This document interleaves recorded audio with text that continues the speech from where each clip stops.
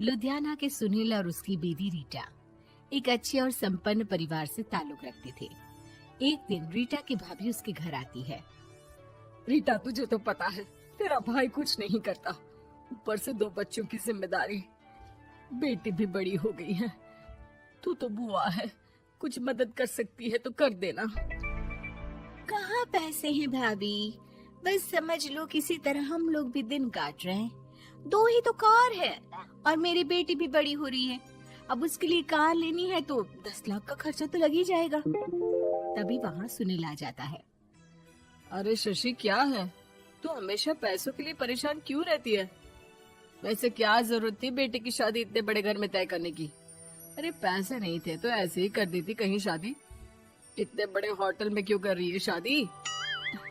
लेकिन यहाँ तो मामला शादी का है, डेट तय है।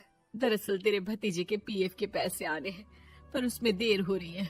जैसे ही पैसे आ जाएंगे मैं तेरे अकाउंट में डलवा दूंगी।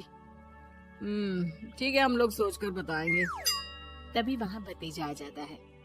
फूफा जी, आप लोग ही मदद कर सकते हैं, वरना तो कैसे काम होगा समझ में ही नहीं आ रहा। मैं वादा करता हूँ जैसे ही पैसे आ जाएंगे मैं आप लोगों को वापस कर दूंगा। हाँ भाई, ठीक है।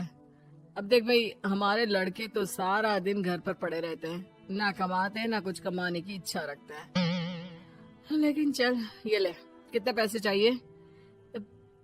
जी 4 लाख रुपए। ठीक है, लेकिन पैसे ध्यान से वक्त पर वापस लौटा देना।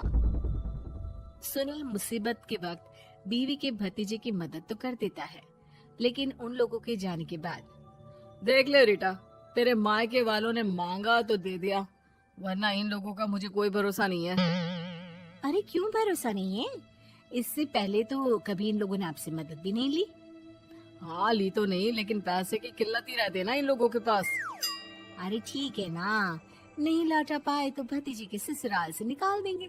सुना है बड़े घर में शादी हो रही है। सुनील और रीटा पैसे तो दे देते हैं, लेकिन अगले रोज ही।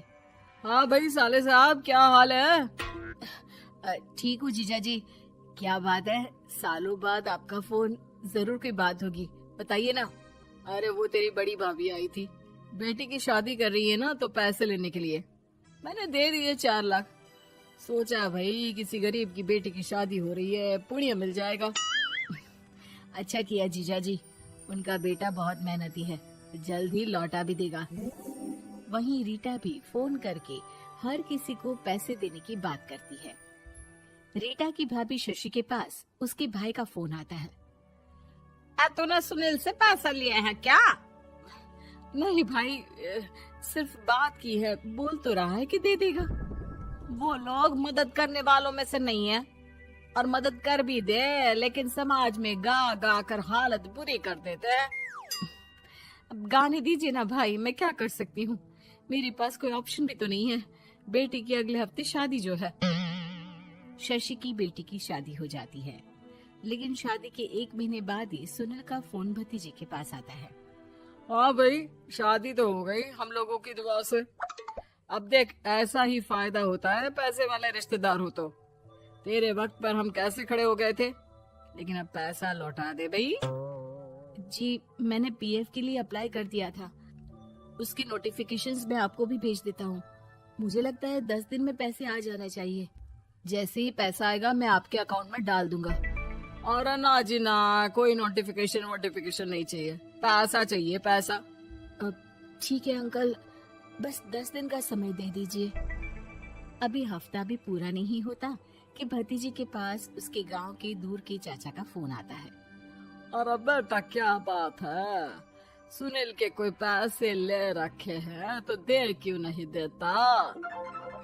हाँ चाचा जी, बात तो हुई थी, 10 दिन का वक्त मांगा है, उम्मीद है हो ही जाएगा। अरे फोन कर रहा है, रोज बता रहा था कि बेटी की शादी में मदद की थी।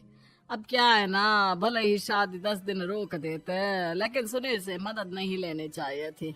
याद है ना, मधु की मदद करके कितना बदनाम कर दिया था उसने पूरे घर को सोसाइटी में।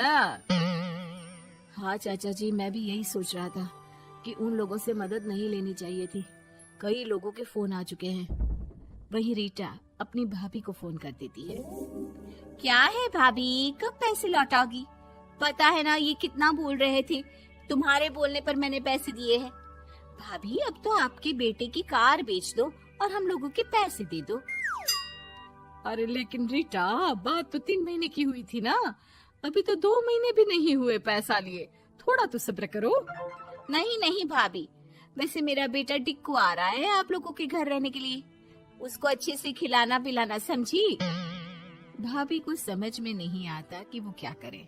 वो बेटे से बात करती है। अरे माँ, इन लोगों से मदद लेकर सच में बहुत बड़ी गलती कर दी। मुझे खुद समझ में नहीं आता कि कैसे इन लोगों के पैसे जल्द से जल्द दे दूं। तभी डोरबेल बजती है और रीटा का बेटा टिक्कू घर में आता है। आओ बेटा, मामी के घर पहली बार आए हो रहने? आप पापा बोल रहे थे कि आप लोग पैसे का ब्याज तो दे नहीं पाओगे, तो तब तक मैं यहीं रह लूं। और हाँ, मैं एसी के बिना नहीं सो पाता। आप लोग अपना देख लेना और पैसे जल्दी लौटा देना, क्योंकि मैं थोड़ा जल्दी जाना चाहता हूँ। रीटा का फोन शशि के पास आता है। भाभी, पैसे कब तक दोगे? बेटे की विदाई के बाद शशि के घर का माहौल बिल्कुल बदल जाता है। वो हर वक्त बेटे से उसके पीएफ के पैसे पूछती, और पीएफ यानी कि सरकारी काम आजकल में पूरा 1 महीना और बीत जाता है। भाभी, मैं और ये अमेरिका जा रहे हैं, घूमने के लिए पैसों की बहुत जरूरत है। रीटा, मैं पूरी कोशिश कर रही हूँ कि जल्द से जल्द पैसे का इंतजाम कर दूं, लेकिन पक्का नहीं बोल सकती। तभी सुनील का फोन भतीजे के पास आता है। देख माना 3 महीने की बात हुई थी पैसे लौटाने के लिए, लेकिन अभी मुझे पैसों की काफी जरूरत है। मैं अमेरिका जा रहा हूँ, तो पैसे मैंने किसी से ब्याज में पकड़ लिए हैं। तू हर महीने 4 लाख का 20,000 ब्याज डाल देना मेरे अकाउंट में। सुनील फोन रख देता है, लेकिन भतीजा काफी परेशान हो जाता है। वो ऑफिस से शाम को घर आता है कि माँ पूछती है, क्या हुआ बेटा? बेटा माँ को सारी बात बता देता है। माँ भगवान के सामने हाथ जोड़कर खड़ी हो जाती है और रोने लगती है कि तभी बेटे का मोबाइल पर मैसेज बजता है। माँ, पीएफ के पैसे आ गए। और वो ऑनलाइन ही सुनील के पैसे वापस कर देता है। भला हो भगवान का। लेकिन आज एक बात तो समझ में आ गई, मदद हमेशा उन लोगों से लो जो मदद के बदले आपसे मदद में दी गई रकम ही वापस लें, ना कि समाज में आपकी इज्जत।